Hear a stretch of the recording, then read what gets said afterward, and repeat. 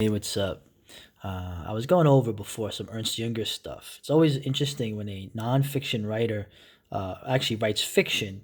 In some ways, the two different kinds of writing engage the brain differently, or at least that's my theory. And it's always interesting, for example, when Jünger would put stuff he would write about in his nonfiction work into his fiction, and the stuff he did fiction wise, a lot of it was like metaphysical science fiction. Now, worlds apart, it seems, at least on the surface, is C.S. Lewis, whereas Jünger was a Nietzschean, C.S. Lewis was a Christian apologist. But there's a lot of interesting things and of value that I get from this. C.S. Lewis's The Abolition of Man. It's really a series of transcribed lectures where he takes the principles of this and he puts this into this fiction, the awesomely titled That Hideous Strength. The Abolition of Man, there's some good stuff in here. It's basically him talking about, he starts out with talking about a school boy's lesson book of the new educators that have come out. This is obviously before and during the war, always the war, the Second War. And he was already discussing how things were changing in terms of where you had this society that was coming out of the 19th century. And with the war, the first war that both Jünger and Lewis and Tolkien, his buddy, were in as soldiers, you start to get the beginning of the wearing away of the old transcendent order. Okay? The concept of that is the main theme of the abolition of man is the whole idea of value. Okay, objective value versus subjective value. Okay? Objective value being essentially religion. Transcendent rules that you see that you can't change because they're not written by man; they're written by God. Right? Obviously, the Enlightenment, I would argue, transformed that and actually comes out of that. But that's my personal opinion. Christianity becomes this stuff. Of course, Lewis would disagree with me, but it's not what Lewis is saying is not wrong. Okay, when these values are all become relative. Okay, the intellectual mind that is based in pure reason ends up doing its opposite of what it intends. Okay, unless you're some crazy German philosopher like Heidegger or something, you can't exist on pure reason. Ultimately, and I know this, if you base everything on pure reason, you eventually come to the conclusion that there's no reason to exist or live. Okay, and obviously that is the ultimate negation. Okay, oblivion. Now, essentially, this is what's happening to us, and Lewis was seeing this. Okay, now he was coming from a Christian standpoint, but you could also see this in Nietzschean and other forms of continental philosophy. Okay, German. But he has a lot of really poetic things here that get the point across. Okay, the metaphors, especially the chest, magnanimity, sentiment. These are the indispensable liaison officers between cerebral man and visceral man. It may even be said that it is by the middle element that man is man, for by his intellect he is mere spirit, and by his appetite mere animal. That's interesting. He further goes on to show that the works of the cerebral man, the managers, the innovators, the conditioners, what they do is primarily not a transmission of manhood from man to man anymore, but a literal propaganda, literally shaping what humanity is going to be. And of course, using pure reason, you end up empowering the pure instinct of the visceral man, which is why you have, the degradation of many people. And I like this here, where you get here. We continue to clamor for those very qualities we are rendering impossible. Okay, all your elites, all your managers, your technocrats, your bourgeoisie, all these people. It's funny how they are weighing away the qualities, okay, the universal human qualities, Christian, pagan, other religions, animists, whatever you want to call it, people that believe in something beyond humanity. it's amazing how what that does is you wear things away, and you're going to make it impossible for the things you intend. Okay, so the big brain planner will end up with ghetto ass people that have a low IQ and are you know on one hand, and of course the last man on the other hand. So in a sort of ghastly simplicity, we we remove the organ and demand the function. We make men without chests and expect of them virtue and enterprise. We laugh at honor and are shocked to find traitors in our midst. We castrate and bid the geldings be fruitful. Wow. And this is an interesting book because he was trying to make a point beyond just, I guess, the Christian realm.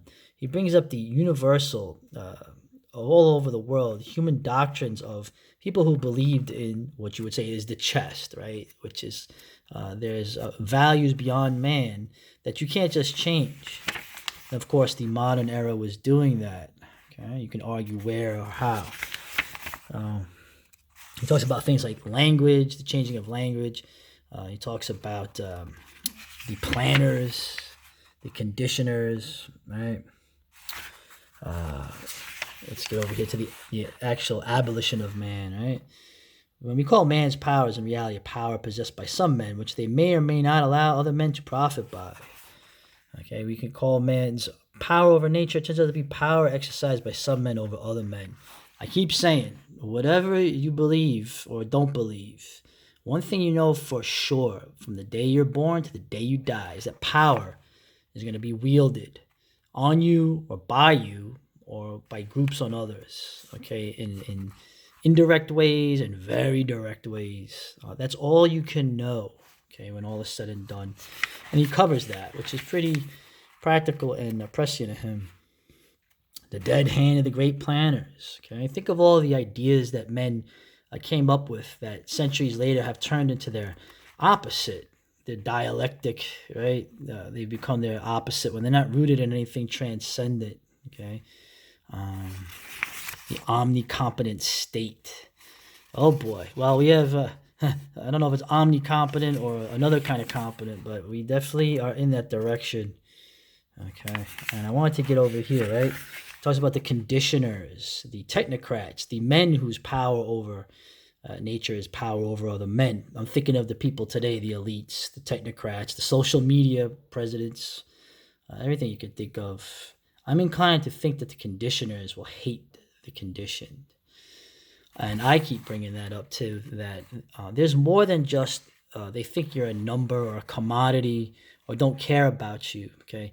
The elites that we have at this point, more than any other time, I think in history possibly, okay, has less than nothing in common with you, and actually has a degree of hatred for you and a malevolent nature to them. And I'm talking about all kinds of elites. I'm not talking about one group or another. Okay, there is definitely a hatred for you that I have tried to get across in comics, okay, a minor thing like that compared to this. But there is definitely a malevolent hatred for you by the conditioners, by the people, the elites now, probably more than any other time. And a man's conquest of nature turns out in the moment of its consummation to be nature's conquest of man, where everything becomes just pure instinct. Of course, the last man, the hollow man, in the Nietzschean sense, is on the similar is the other side of that coin. I'll just say this here at the end. I'll just get to the end of this and then briefly go over the novel. Okay, let's see. It's an old book here. Makes a good point at the end of negation, of where all this rationalism, pure rationalism and reason leads to. Listen, the people that made and invented your modern empiricism back in the day, the Greeks, they believed in cosmic forces. They believed in things beyond them. They had a sense of awe about it. Okay, the people that gave you the foundations for your geometry and your architecture and everything you could think of, those men believed in forces beyond man. They were not atheists. Okay, of course, to me, atheism is just Christianity going to its final form.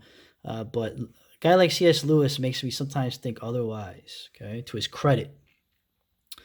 Okay, up to that point, the kind of explanation which explains things away may give us something, though, at a heavy cost. You cannot go on explaining away forever. You will find that you have explained explanation itself away. You cannot go on seeing through things forever. Okay, the whole point of seeing through something is to see something through it. It is good that the window should be transparent, because the street or garden beyond it is opaque. What if you saw through the garden too? There's no use trying to see through first principles.